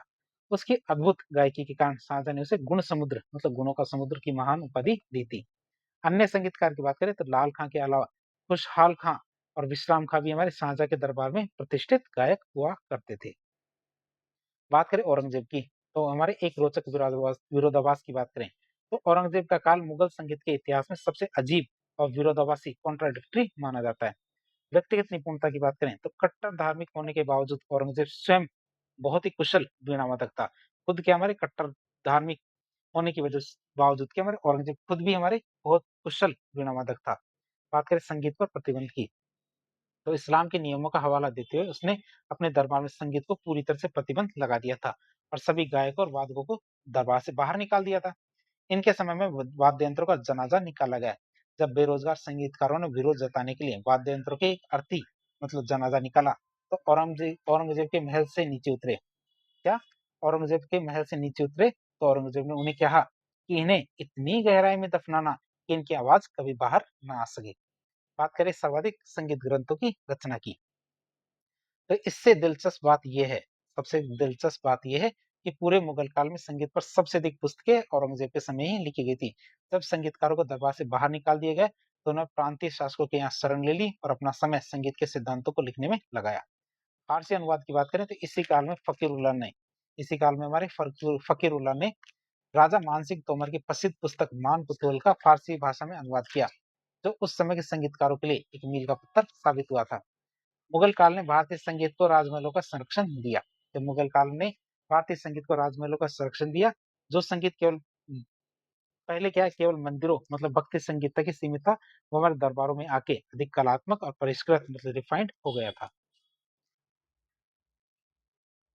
अब आगे देखते हैं हम जो मुगल कालीन शिक्षा और साहित्य के बारे में बातचीत करते हैं। मुगल कालीन शिक्षा और साहित्य की बात करें तो मुगल काल केवल भव्य किलों युद्धों और स्मारकों तक सीमित नहीं था। हमारी शिक्षा साहित्य और सांस्कृतिक समन्वय का भी एक महत्वपूर्ण काल हुआ करता था। इस दौर में हमारे भारतीय और इस्लामी विशेषकर फारसी ज्ञान विज्ञान का गहरा आदान प्रदान हुआ था। अब हम देखेंगे मुगल काल के भाषा और शिक्षा के ढांचे की। तो मुगलों के समय में भाषाओं का एक स्पष्ट पदानुक्रम मतलब हायरार्की हुआ करती थी। तुर्की की बात करें तो तुर्की मातृभाषा हुआ करती थी। तो प्रारंभिक मुगलों जो हमारे बाबर और कुछ हद तक हुमायूं की मातृभाषा तुर्की मतलब जो चगताई तुर्की थी, आप इसे याद रखेंगे। तो प्रारंभिक मुगलों की जो मातृभाषा है तुर्की हुआ करती थी। बाबर ने अपनी आत्मकथा बाबरनामा मध्य तुर्की भाषा में ही लिखी थी। फारसी की बात करें तो फारसी हमारी राजकीय भाषा हुआ करती थी। अकबर के समय से फारसी को मुगलों की आधिकारिक और राजकीय भाषा मतलब ऑफिशियल और कोर्ट लैंग्वेज बना दिया गया था।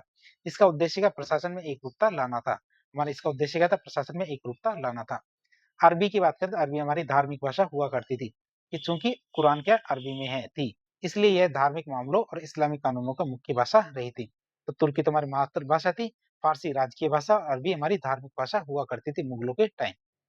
शिक्षा के केंद्र की बात करें तो मकतब की बात करें तो ये हमारे प्राथमिक शिक्षा के केंद्र हुआ करते थे। प्राइमरी एजुकेशन के केंद्र होते थे हमारे कौन मकतब, जो हमारे अक्सर क्या मस्जिदों से जुड़े होते थे, जहाँ बच्चों को पढ़ना लिखना कुरान की आयतें याद करना सिखाया जाता था। मदरसे की बात करें तो हमारे उच्च शिक्षा मतलब हायर एजुकेशन के केंद्र हुआ करते थे, जहाँ हमारे गणित खगोल विज्ञान तर्कशास्त्र मतलब लॉजिक दर्शन शास्त्र और इस्लामी कानून मतलब शरिया की शिक्षा दी जाती थी। तो शिक्षा के दो केंद्र थे, प्राथमिक शिक्षा के केंद्र थे हमारे मकतब और उच्च शिक्षा केंद्र हमारे मदरसा हुआ करते थे। बात करें शासकों का शिक्षा और साहित्य में क्या योगदान उसकी बात करें तो बाबर हुमायूं की बात करें शुरुआती दौर में तो बाबर की बात करें तो बाबर खुद एक उच्च कोटि का विद्वान और लेखक था। उसने क्या प्रशासन में हमारा शोहरत ए आम मतलब लोक निर्माण विभाग नामक एक विभाग बनाया था। उसने प्रशासन में क्या शोहरत ए आम मतलब लोक निर्माण विभाग एक विभाग बनाया था, जिसका प्रमुख कार्य स्कूल और मदरसों का निर्माण करवाना था। जिसका मुख्य कार्य क्या था स्कूल और मदरसों का निर्माण करवाना था। हुमायूं की बात करें तो हुमायूं को किताबों और खगोल विज्ञान का बहुत ज्यादा शौक था। हुमायूं की बात करें तो हुमायूं को क्या हमारे किताबें और खगोल विज्ञान का बहुत ज्यादा शौक था। वो क्या हमारे युद्ध के मैदान में भी अपने साथ एक चलता फिरता पुस्तकालय लेके चलता था, मतलब बहुत सारी किताबें युद्ध में भी लेके चलता था। शेर मंडल की बात करें तो उसने दिल्ली के पुराने किले दीन पना में शेर मंडल नामक एक भव्य पुस्तकालय बनवाया था और दुर्भाग्य से इसी पुस्तकालय की सीढ़ियों से गिर के उसकी मृत्यु हुई थी। फिर मदरसा ए बेगम की बात करें तो हुमायूं की धाय माँ जो फोस्टर माँ है महामनगा, उन्होंने क्या दिल्ली में एक प्रसिद्ध मदरसे की स्थापना करवाई थी, जिसे खैर उल मनालिच भी कहा जाता है। क्या खैर उल मनाजिल मनाजिल भी कहा जाता है। बात करें मदरसा ए बेगम को। अकबर की बात करें तो अकबर के समय हमारे सांस्कृतिक समन्वय का काल माना जाता है। बात करें अकबर की तो अकबर खुद पढ़ा लिखा नहीं था, मतलब अकबर निरक्षर था, लेकिन उसके समय में शिक्षा और साहित्य का सबसे अधिक विकास हुआ था। उसने हिंदू और मुस्लिम प्रजा के बीच में उसने क्या हमारे हिंदू और मुस्लिम प्रजा के बीच वैचारिक दूरी को कम करने के लिए अनुवाद विभाग मतलब मकतब खाना की स्थापना करवाई थी। बात करें अनुवाद विभाग की, तो उन्होंने कौन-कौन से उनके समय में कौन-कौन सी पुस्तकों का अनुवाद हुआ था।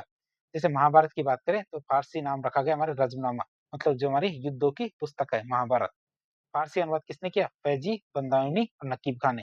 खास बात देखिए तो यह सबसे महत्वपूर्ण अनुवाद प्रोजेक्ट था हमारा महाभारत का। रामायण की बात करें तो इसे रामायण ही कहा गया, किसने अनुवाद किया? बंदायूनी ने। तो बंदायूनी एक कट्टर सुन्नी था जिसे यह काम बेमन से करना पड़ा था, उनका मन नहीं था, क्योंकि कट्टर सुन्नी मुसलमान था, लेकिन फिर भी उन्होंने बेमन से हमारे रामायण का अनुवाद किया था फारसी में। फिर भागवत पुराण की बात करें, नया नाम भी हमारे भागवत पुराण ही था, किसने किया? राधा वल्लभ व्यास और टोडरमल ने। तो हिंदू धर्म ग्रंथों का फारसी भाषा में परिचय करवाया गया। पंचतंत्र की बात करें तो अबुल फजल ने अनुवाद किया फारसी में अनवार ए सुहेली नाम से, जो भारतीय नीति कथाओं का अनुवाद था। कलीला दमन की बात करें अबुल फजल ने किया। अयार ए दानिश नाम से फारसी नाम रखा, पशु पक्षियों की कहानी के माध्यम से ज्ञान। तो हमारे कुछ मूल ग्रंथ संस्कृत जिनका हमारा फारसी में अनुवाद किया गया था। फिर दारा शिकोह की बात करें, जो हमारे क्या थे? ज्ञान के संगम के नाम से जाने जाते थे। कौन? दारा शिकोह। दारा शिकोह की बात करते तो हमारे शाहजहां का सबसे बड़ा बेटा था कौन? दारा शिकोह। मुगल वंश का सबसे बड़ा विद्वान माना जाता है। उसने हमारे हिंदू और इस्लामी दर्शन के बीच समानताएं खोजी। उसने हमारे बनारस के पंडितों की सहायता से 52 उपनिषदों का फारसी में अनुवाद कराया था, जिसे हमारे सिर ए अकबर मतलब महान रहस्य कहा गया। और इसी अनुवाद के कारण क्या हमारे बाद में यूरोप उपनिषद क्या यूरोप पहुंचे थे। हमारा सिर ए अकबर जो अनुवाद था उसी कारण हमारे जो उपनिषद थे वो कहाँ पहुंचे? यूरोप। अब बात करें औरंगजेब की, जिनका रूढ़िवादी दृष्टिकोण था। औरंगजेब की शिक्षा नीतियां उनकी कट्टर धार्मिक मान्यताओं से बहुत ज्यादा प्रभावित थी। उसने धर्मनिरपेक्ष विषयों के बजाय इस्लामी शिक्षा पे बहुत ज्यादा जोर दिया और कई हिंदू पाठशालाओं और मंदिरों को बंद करवाने के आदेश दे दिए थे। हालांकि उनकी जो बेटी थी जेबुनिसा एक महान विदुषी थी, उन उसने दिल्ली में बैतुल उल उलूम मतलब ज्ञान का घर नामक एक शानदार पुस्तकालय और शिक्षा केंद्र बनवाया था। किसने? हमारे जयबुन्नेसा ने। तो उसने जयबुन्नेसा ने क्या किया? दिल्ली में बैतुल उलूम मतलब ज्ञान का घर नामक एक शानदार पुस्तकालय और शिक्षा केंद्र बनवाया था। बात करें हमारे मुगल काल में विदुषी महिलाओं की, ऐसा नहीं है कि हमारे मुगल काल में इंटेलिजेंट महिलाएं नहीं हुआ करती थी। तो बात करें यदि आपसे पूछा जाए तो आप क्या बताएंगे? तो मुगल शाही घरानों में महिलाओं ने साहित्य और वास्तुकला में बहुत महत्वपूर्ण योगदान दिया था। जैसे हमारे एक थी गुलबदन बेगम, जो हमारे बाबर की बेटी और हुमायूं की सौतेली बहन थी।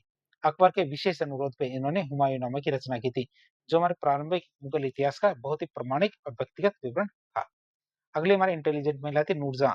तो जहांगीर की पत्नी थी, वो हमारी केवल राजनीतिक रूप से अत्यधिक शक्तिशाली थी, बल्कि न केवल हमारी क्या राजनीतिक रूप से अत्यधिक शक्तिशाली थी, बल्कि वो एक बेहतरीन कवयित्री भी थी, जो फारसी में कविताएं लिखती थी। उसने हमारी शिक्षा और कला में भी भारी संरक्षण दिया था। उन्होंने हमारे एक तो एतमादुद्दौला का मकबरा भी बनवाया था। बात करें जहांआरा की, तो शाहजहां की सबसे बड़ी और सबसे प्रिय बेटी थी कौन? जहांआरा। वो हमारी एक सूफी विदुषी थी। उसने हमारे सूफी संतों की जीवनियां, जैसे हमारे ख्वाजा मोइनुद्दीन चिश्ती की जीवनी कौन सी? मुनीस उल अरवाह, ये हमारी जीवनी लिखी थी किसकी? ख्वाजा मोइनुद्दीन चिश्ती की। दिल्ली के प्रसिद्ध बाजार चांदनी चौक का डिजाइन भी उसी ने तैयार किया था। किसने? जहांआरा ने। जेबुन्नेसा की बात करें तो औरंगजेब की बेटी थी और उन्हें पिता की तरफ बहुत ज्यादा कट्टर नहीं थी, बल्कि हमारी क्या एक बेहतरीन सूफी कवित्री थी, जो हमारे मखफी मतलब छिपी हुई नाम से कविताएं लिखती थी। किसके नाम से? मखफी के नाम से कविताएं लिखती थी।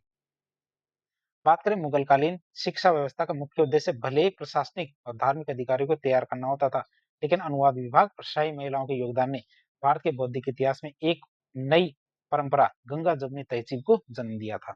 अब हम देखेंगे मुगलकालीन साहित्य के बारे में। किसके बारे में? मुगलकालीन साहित्य के बारे में देखेंगे। लिटरेचर के बारे में देखें तो मुगलकालीन साहित्य केवल दरबारों तक सीमित नहीं था। यह हमारे क्या उस समय की राजनीति, समाज, धर्म और व्यक्तिगत दृष्टिकोणों को समझने का सबसे प्रमाणिक स्रोत था। इस काल में हमारे फारसी जो राजकीय भाषा थी, तुर्की मातृभाषा और हिंदी का भरपूर प्रयोग किया गया था।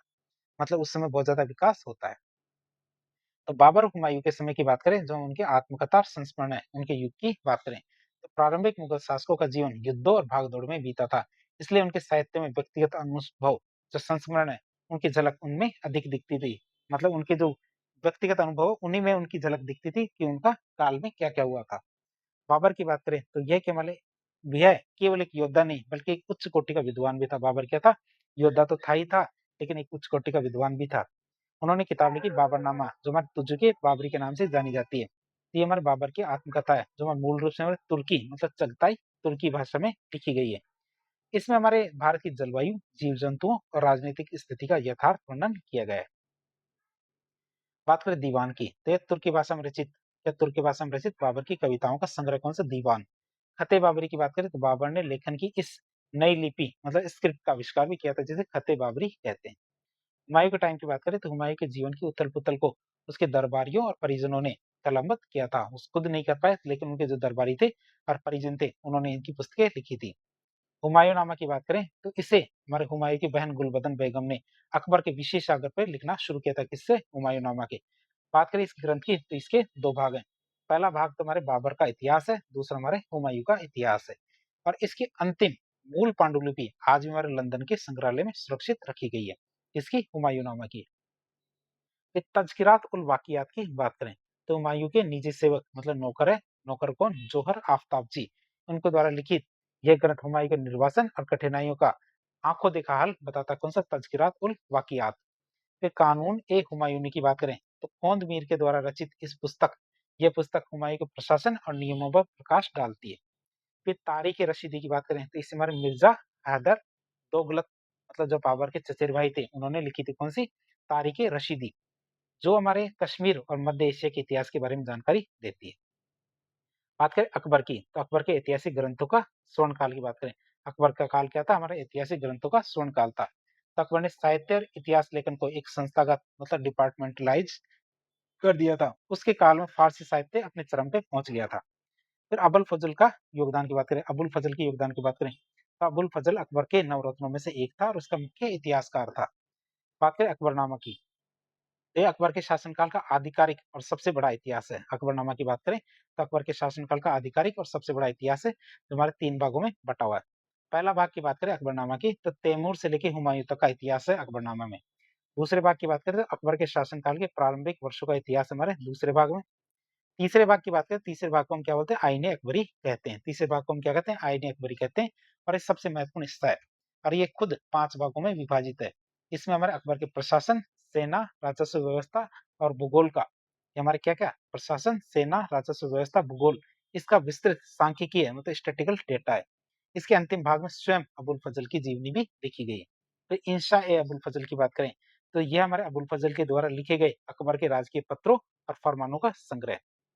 ये हमारे क्या? अबुल फजल के द्वारा लिखे गए अकबर के राजकीय पत्रों और फरमानों का संग्रह है। बात करें अब्दुल कादिर बंदायूनी की, क्या अब्दुल कादिर बंदायूनी की बात करें जिसका आलोचनात्मक इतिहासकार भी कहा जाता है, जिसे हम क्या कहते हैं? आलोचनात्मक इतिहासकार भी कहते हैं। तो बंदायूनी एक कट्टर सुन्नी मुसलमान था। बंदायूनी क्या था? एक कट्टर सुन्नी मुसलमान था और उसकी पुस्तक मुंतखब उल तवारीख इतिहास के छात्रों के लिए बहुत ज्यादा महत्वपूर्ण है। क्यों? क्योंकि ये अकबर के काल का एक गैर आधिकारिक और आलोचनात्मक विवरण देती है और इसे भारत का आम इतिहास भी कहा जाता है, इसका मुंतखब उल तवारीख को। इसमें हमारे अकबर की धार्मिक नीतियां जो हमारे दीन इलाही इसके खुलकर आलोचना की गई है। बात करें राजस्थान के इतिहास के संदर्भ में ये बहुत ज्यादा महत्वपूर्ण है। क्यों? क्योंकि इसमें हमारे हल्दी घाटी के युद्ध का प्रत्यक्ष वर्णन भी मिलता है। साथ ही हमारे सूफी संतों की जीवनियां भी हमारे मुंतखब उल तवारीख में देखने को मिलती है। अन्य रचनाओं की बात करें तो हमारे निजामुद्दीन अहमद, तो निजामुद्दीन अहमद की बात करें, इनकी पुस्तक है तबकात अकबरी, उसको हमारे उस समय का सबसे विश्वसनीय और निष्पक्ष इतिहास माना जाता है। फिर अब्बास खां शेरवानी की बात करें तो अकबर के आदेश पर इन्होंने तारीख शेरशाही और तोहफा अकबर नामक किताब लिखी थी, जो हमारे शेरशाह सूरी के प्रशासन को समझने का सबसे बड़ा स्रोत थी। अन्य कृतियों में देखें तो फैजी सरहिंदी का जो अकबरनामा है, आरिफ कंधारी की तारीख अकबरी है और बायजीद बयाद के ग्रंथ तज़किरा ए हुमायूं या तज़किरा ए अकबर बहुत ज्यादा इंपॉर्टेंट है। बात करें हमारे जहांगीर और शाहजहां की तो बात करें दरबारी संस्मरण और बादशाहनामा इनकी प्रसिद्ध जो कृतियां थी। तो जहांगीर की बात करें तो तुझो के जहांगीर की बात करें तो ये जहांगीर की आत्मकथा थी, मतलब खुद ने लिखी थी। जहांगीर ने अपने प्रारंभिक 16 वर्षों का इतिहास स्वयं लिखा और उसके बाद खराब स्वास्थ्य होने के कारण ये कार्य हमारे किसने किया? मौतविद खां को सौंप दिया गया और इसे अंततः क्या? हम मोहम्मद हादी ने पूरा किया था। तो शुरू की बात करें तो शुरू के 16 वर्षों का इतिहास तो उन्होंने खुद लिखा, फिर उनकी तबीयत खराब हो गई, फिर ये कार्य हमारे मौतविद खां ने लिखा और अंततः क्या? मोहम्मद हादी ने इसको पूरा किया। फिर इकबालनामा ए जहांगीरी की बात करें तो इसे भी हमारे मोहतमिद खान ने लिखा था, जो हमारे जहांगीर के शासन का प्रमाणिक इतिहास देता है। शाहजहां की बात करें तो शाहजहां के काल में हमारे इतिहास लेखन की एक नई शैली प्रारंभ हुई थी, जिसे बादशाहनामा या बादशाहनामा कहा गया और यह शासकीय की उपलब्धियों का प्रशस्ति गान मतलब यूलोजी होती थी।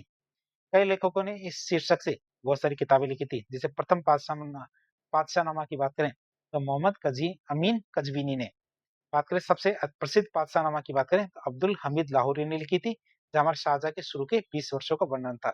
अब मोहम्मद वारिस और इनायत खान ने बाद के वर्षों का इतिहास लिखा था। बात करें औरंगजेब की, तो औरंगजेब की बात करें तो रूढ़िवादिता के बीच साहित्य के सृजन की बात करें, तो औरंगजेब ने अपने शासनकाल के 10 वर्षों में औरंगजेब ने अपने शासनकाल के 10 वर्षों में दरबार में इतिहास लेखन पर प्रतिबंध लगा दिया था। फिर भी सबसे महत्वपूर्ण और निष्पक्ष ऐतिहासिक रचनाएं इन्हीं काल में गुपचुप तरीके से लिखी गई थी, जैसे फतवाए आलमगीरी।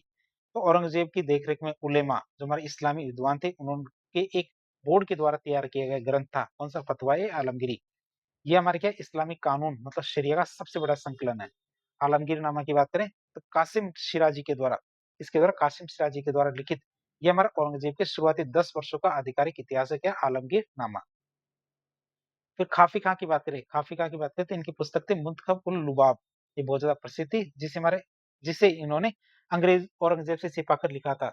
ये हमारे मुगल साम्राज्य के पतन के कारणों पर भी प्रकाश डालती है कि मुगल साम्राज्य का पतन क्यों हुआ था। अन्य प्रमुख ग्रंथों की बात करें आकिल खां की वाक़ियात-ए-आलमगीरी, भीमसेन से सक्सेना की नुस्ख़ा-ए-दिलकुशा, जो हमारे दक्कन के मामलों की बेहतरीन जानकारी देती कौन? नुस्ख़ा-ए-दिलकुशा, और ईश्वरदास नागर की फुतुहात-ए-आलमगीरी थी। सार के रूप में देखें तो मुगलकालीन साहित्य ने केवल राजाओं की प्रशंसा नहीं की, बल्कि आईन-ए-अकबरी जैसे प्रशासनिक मैनुअल और बंदायनी जैसे आलोचकों के माध्यम से उस समय की जो भारत की प्रशासनिक, आर्थिक और सामाजिक संरचना का जीता जागता चित्र प्रस्तुत किया था। तो इस तरह आज एक लेक्चर के जरिए हमने मुगलकालीन जो हमारी सभी कलाएँ, जो हमारी कला और संस्कृति के बारे में काफ़ी डिटेल से जानने की कोशिश की। तो इस प्रकार की इन्फॉर्मेटिव वीडियो देखने के लिए हमारे चैनल से जुड़े। वीडियो यदि पसंद आता है तो वीडियो को लाइक करें, चैनल को सब्सक्राइब करें, अपने दोस्तों के साथ शेयर करें। धन्यवाद।